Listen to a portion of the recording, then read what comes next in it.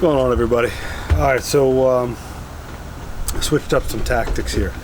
Instead of the nylon brush, hand painting it kills my knees and my back, so I'm gonna switch it over to a 14-inch long roller.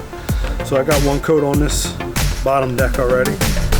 It's 24 hours later. I'm gonna go ahead and put the second coat on there, and it looks pretty good. I got a time-lapse video going on, so I'm gonna show you, the whole thing when I mash it all together. But here's the 14-inch roller. I haven't started it yet. Got to get a big paint can, and let me show you what the actual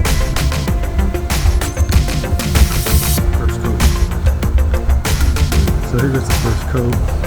As you can see, up in the corner, left-hand corner, two boards about maybe 2 foot long, but I tested this out on a few weeks back, and you can see the difference in those boards.